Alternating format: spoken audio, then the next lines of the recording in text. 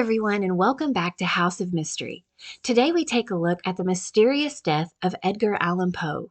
Now, if you like mystery, it's going to be really hard to have never heard of Edgar Allan Poe before, as he is often considered one of the first mystery writers and the father of modern detective fiction. We could easily devote a whole entire video to his life, but his life wasn't necessarily mysterious, although it was quite tragic. It is his death, however, that becomes very mysterious, both the causes and the circumstances surrounding it. Given that there are no medical records or death certificates regarding Edgar Allan Poe's death, it's hard to know exactly what happened, especially with all the stories that surround this mysterious event. Now, before doing any research of my own, I think growing up and hearing about Edgar Allan Poe and his mysterious death, the biggest thing I had always heard was that it was just attributed to alcohol and that he was a very heavy drinker. And while maybe that was true, others report that he would go long intervals without alcohol and would only drink at very difficult times in his life. Unfortunately for Poe, that was actually quite often. Theories range from brain tumors to murder plots, and it's really hard to know because everything was mysterious, not just the cause and any type of medical configurations we can come up with, but also because of the circumstances. In 2006, they actually took a test sample of Poe's hair, and they found that there could have been possible lead poisoning, and he had very high levels of mercury.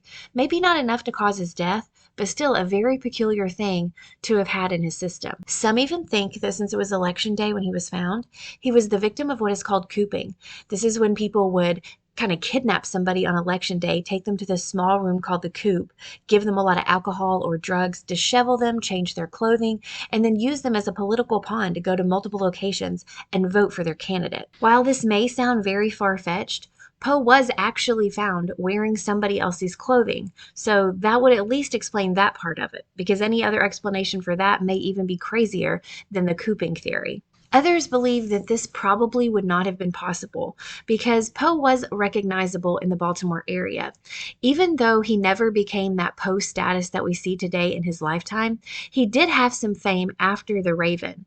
He was able to make money as a writer. It was just that he had so many gambling debts because he was such a heavy gambler that even the money he made, he was never able to become like a rich writer when we think of what Poe could have been given his fame today. Another widely accepted theory, and one that I tend to think is quite possible, is that he actually died from contracting rabies.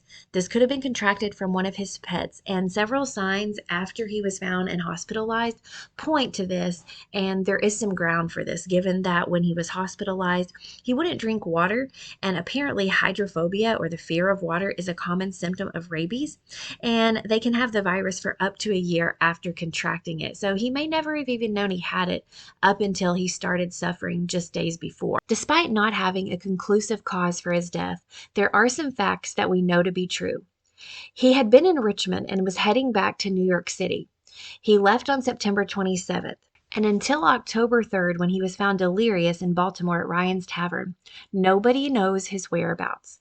And he was never coherent long enough once he was found to tell anybody what had happened during that time. A man named Joseph Walker found him and sent a letter to Joseph Snodgrass saying, "Can you please come and help him? He says he knows you, and I promise you he is in great distress. Please come quickly." Snodgrass's first-hand account described his appearance as repulsive. He had unkempt hair, an unwashed face. Again, his clothes did not fit him well, and also Poe was not accustomed to dressing in that shabbily fashion, and so that is what led people to believe that he definitely was not wearing his own clothing. They were able to get him a physician, John Joseph Moran, who took him to Washington College Hospital. Here he was put in an area that was reserved for drunk people, although again, that there's no way of knowing now if that is for sure what he was suffering from. It is said that he was repeatedly calling out the name Reynolds, and nobody for sure knows what that means. Perhaps it was in reference to someone he had met that day, referencing Henry Reynolds, one of the judges overseeing the Fourth Ward polls at Ryan's Tavern, but we may never know for sure. Given that Poe did not have visitors, Moran was probably the only person to see the author in his last days. It's unfortunate that his credibility has been questioned, given that as he talked about the subject and wrote about it, his story changed quite often. He did report that Poe's final words were, "Lord help my poor soul," when he died on October 7th, 1849, at the age of 40. A funeral was held the following day, which very few people attended.